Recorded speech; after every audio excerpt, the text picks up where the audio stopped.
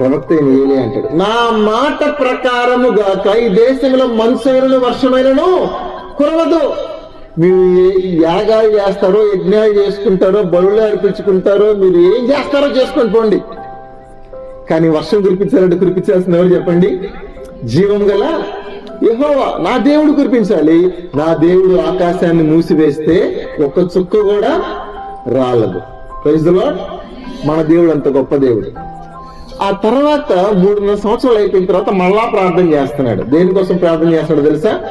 మళ్ళీ వర్షము కురవాలి అని ప్రార్థన చేస్తా ఉంటే ఆయనకి ఒక ధ్వని వినపడిందంట. ఒకసారి ఆ సౌండ్ వినపడిందంటే ఎవరు మాకే వినపడలేదు మీకు వినపడలేరా? మీకు ఆత్మ చెప్పుచున్న మాటలు ఎవరు వింటారు? ఆవలించే వాళ్ళు వింటారా? నిద్రపోయే వాళ్ళు వింటారా? శరీర సంబంధాలు వింటారా? రహస్య పాపంలో ఉన్న వాళ్ళు వింటారా? అక్రమ సంబంధంలో ఉన్న వాళ్ళు వింటారా? మోసగాళ్ళు వింటారా? దొంగలు వింటారా?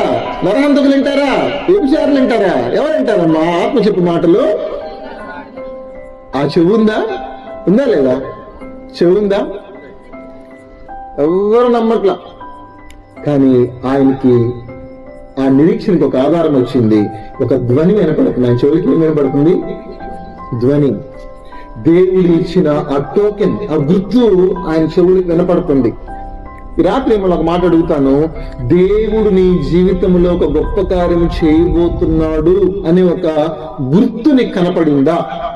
Yes are no? ఒక ధ్వని నీకు వినబడిందా? పరిశుద్ధాత్మ దేవుడు నీ మనస్సులో, నా కుమారుడా, నా కుమార్తె, ఇది నీ జీవితంలో నేను చేయబోతున్నాను అనే ఒక భరోసా, అష్యూరెన్స్ నీకు ఏమైనా దొరికిందా? దేవుని గ్రంథముల నుంచి ఒక వాగ్దానం దొరికిందా? ఒక దర్శనము దొరికిందా?